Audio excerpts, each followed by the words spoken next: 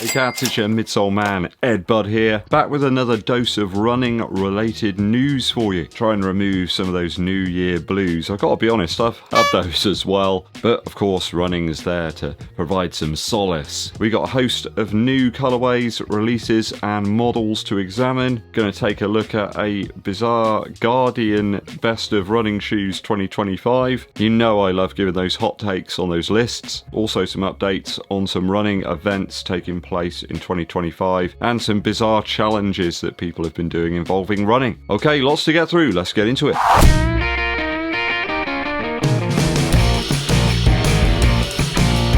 Thanks for joining me on the channel, people. Always appreciated. If you've not done so, please help out the channel, hit that subscribe button, and also give this video a thumbs up like below. Drop us a comment too to help with the YouTube algorithm. Dankeschön.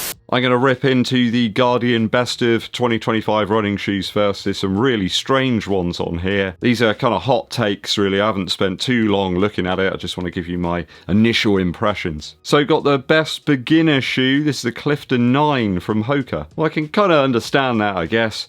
Yeah, it's a bit of a rocker though on that one. It might not be for everybody, especially if you're a beginner runner. You're just doing daily stuff and that. I'm not sure really overt rocker design is what you want. They got this priced at 150. I'm seeing pairs knocking around 110 quid or something if you search for 5 seconds. Next one is a best of road run shoes. I mean, a lot of people run on the road, a lot of people run on the pavement. Is that what they're trying to say? That this is just purely for running if you're on the road? There's the New Balance 1080 V14. Well, here it's alright. Maybe a little bit plush for me, really. Bit sort of weighty, I suppose. There's loads of other stuff that's a bit lighter and a bit more fun. But can't you just use the Clifton 9? You know, for this purpose anyway. Why bother having two different categories here? It just seems bizarre. Bit more bulk, a bit more stack, I suppose. Reasonable choice, but there's other cheaper, lighter stuff. Now, this is weird. They've got best shoe for PB chasers and then the best marathon shoe.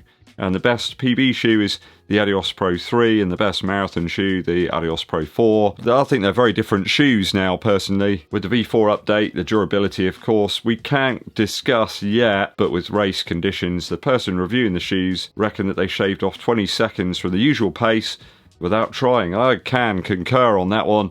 I did run a session yesterday, around about marathon pace, or at least goal marathon pace of 7 minutes 30 per mile, and I could hit that pretty easily and I didn't feel too tired out post run. In fact, the legs feel great today, which is the first time in a long time because I've hurt my lower back. That's why I've not been around too much doing any videos. Pro 3 on the other hand, still a great shoe, and some people are selling it for the same price, but it's not something I call a PB chaser. Maybe 2 years back, but that's old tech now. The Speed 4 is mentioned here as well. More a trainer for me. I can't see many people using them for an out-and-out marathon. There's a few slightly more expensive models that offer a lot more cushion and better propulsion there than the Speed 4, so it's a bit of a strange choice, really. Best shoe for all-round use.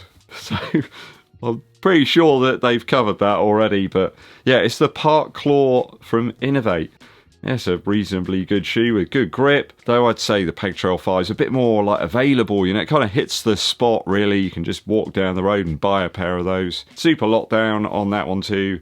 Readily available in tons of sizes on discount, and I found the durability of the outsole really good. So yeah, I'm not saying the Park Claw's not a bad choice or anything like that, but just seems like a bit of a niche offering. You know, we're trying to shoehorn like a different brand in there or something. The reviewer said it was great for everyday walking on snow and ice. And I mean, we don't get all that many days like that in the UK, do we? Best shoe for an Ironman. Okay, so they've gone, you know, daily use road running to Ironman now.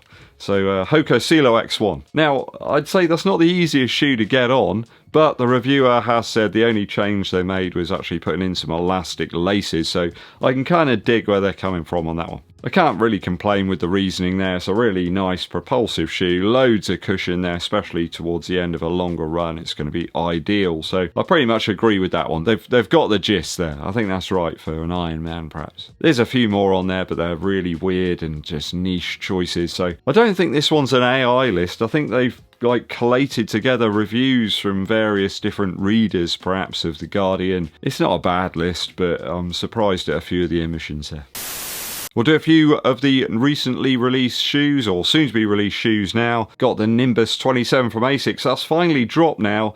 I've seen a lot of the influencers and stuff are putting out more videos on that one. I've got to be honest, that has been a great shoe the last few days where I've had this lower back problem. The Nimbus has kind of helped me get through the pain. It's alleviated things a little bit. Really like that soft yet dense cushion that you've got. It's really consistent across the midsole footbed. And that one looks like it's finally out now for you to test out for yourselves if you want some supremely plush miles. It's out in the UK, around about 179 Earth credits. Now, I did get an email from Nike saying, hey man, you know, you're a really great customer and we want you to buy some more Nike shoes.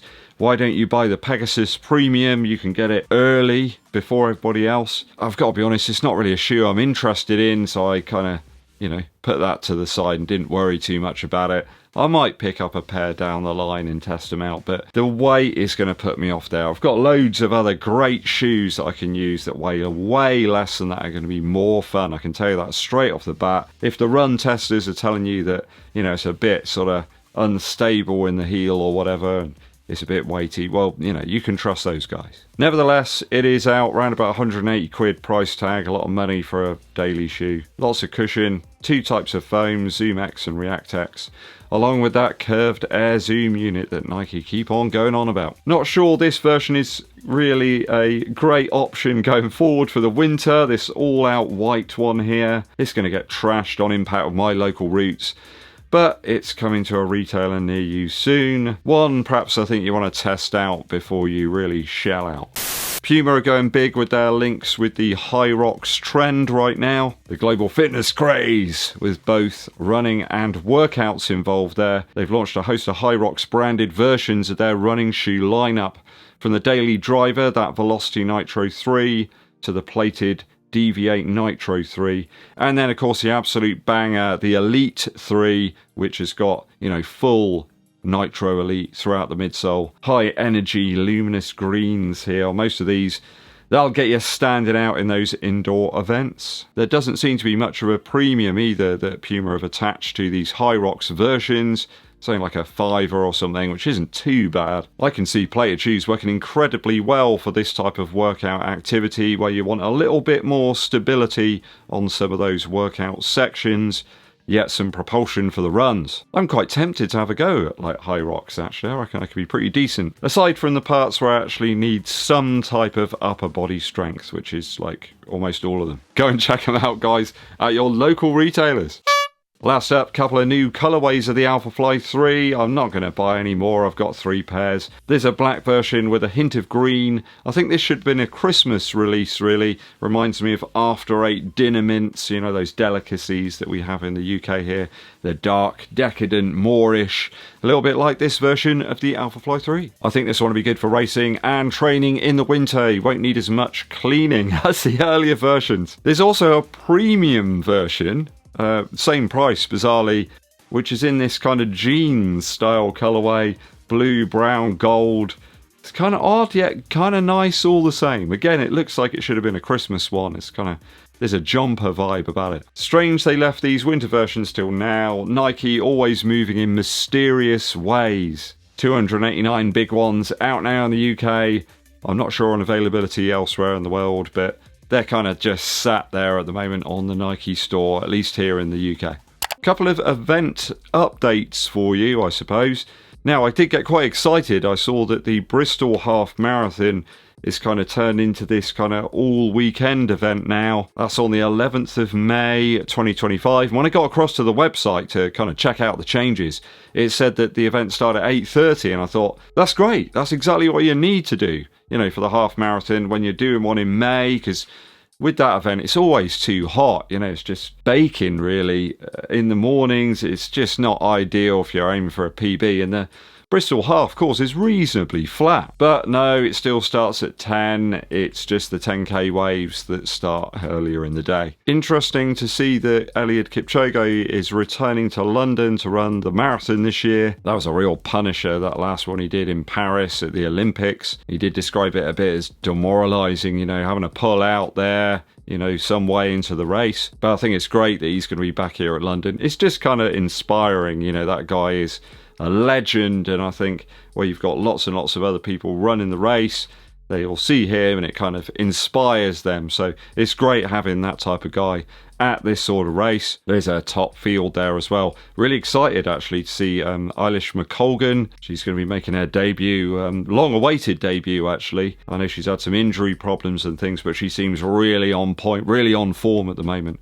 And as someone who's very, very tall and doesn't weigh an awful lot, got sort of long limbs and stuff, a bit of an inspiration, I suppose. So there you go. If you're running in London, you might see EDDBUD. I did see a story about a chap who's been trying to run 500 miles before he turned 60. This guy here, Dean Tatum, over the last 10 months, he's been out there getting in the miles, wanted to get over that sort of 800 kilometre mark before he turned, you know, to the 60. Seems a little closer every day. He's been doing all this to raise money for the British Heart Foundation, which is absolutely fantastic. I believe that's in memory of his friend who did sadly pass away. Now he's been wearing bizarre outfits to do all of this, some of it dressed as like a pirate, sometimes dressed as Darth Vader. I think he's even been like running while he's been on a holiday and stuff, so he's just trying to rack up the miles and in doing so raise some money for a great charity. So I'll put some information about that down in the description if you want to help him out. Well done, Dean.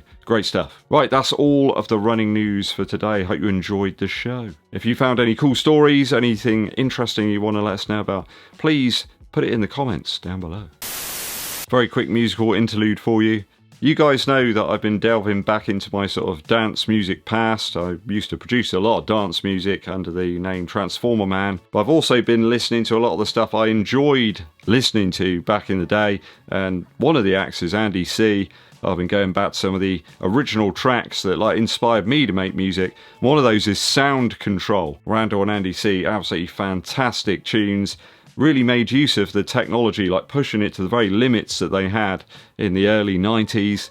Lots of time stretching, chopping up beats. There was something really magical about having that, you know, hardware sampler, where you had to actually sample the stuff in, you know, from a record or sound source, and then chop it up yourself and rearrange it. There was just a certain warmth and kind of slight chaos to the sound that isn't like digital stuff these days. It all sounds rather polished. It can lack that character and sort of innocence, I guess, really. Everything sounds a little bit too manufactured, I suppose. You don't have the little odds and ends on the sides, you know, everything's kind of been smoothed over and made to feel very clinical, whereas the old samplers always made it feel a little bit more wild, I suppose. Go and check it out. There's a great remix of Sound Control from Ram Records. Thanks for tuning in, everybody. Hit that subscribe button and give this video a thumbs up like. Also, give us a comment for the algorithm. My name's EDDBUD, and I'll be seeing you